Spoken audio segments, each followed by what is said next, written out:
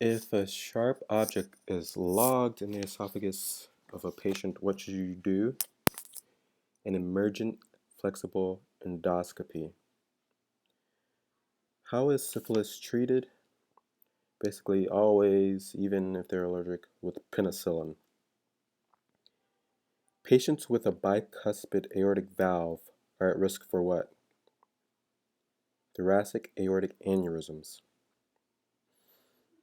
If you have a concern for hepatitis C infection, should you do follow-up studies in the patient? Obviously, yes.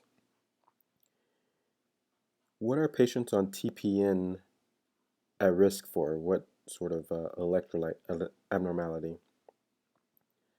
Hypophosphatemia. So with them, you need to monitor their PO4 levels. True or false? Teen pregnancies are more likely to be preterm. That is true. Patients with hepatitis B tend to get what sort of syndrome? They get serum sickness-like syndrome.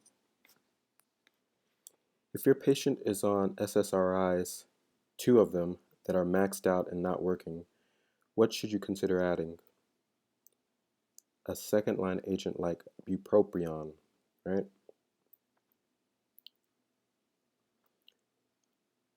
Note that patients at low risk for breast cancer do not require screening prior to the general screening criteria. Is seborrheic keratosis malignant or benign? It is benign. What is the general treatment for acne? Was first line topical retinoids and benzoyl peroxide, and the second line would be antibiotics. If your patient has otitis media with effusion, you're fine just doing watchful waiting.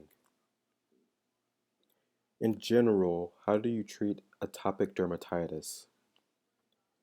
With topical corticosteroids. If your patient has oral candidiasis, what should you offer? P24 antigen and HIV antibody testing. If you're at the hospital and your patient is having a transfusion reaction, what's the first thing that you should do? Stop the transfusion. Note that within a hospital setting, systems are involved, and adding double checks and redundancy decreases the likelihood of medical errors.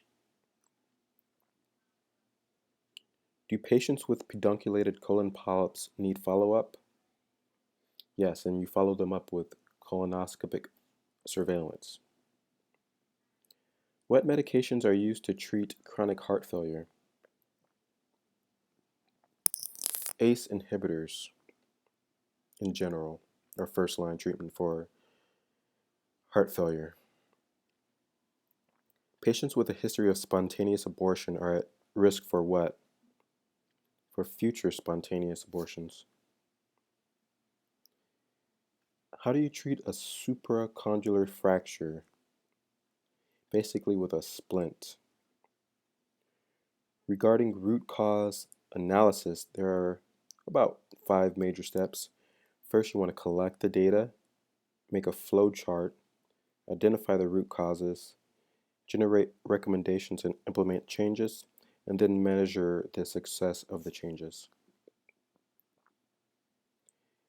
If an older patient has thyrotoxicosis, what do you want to do?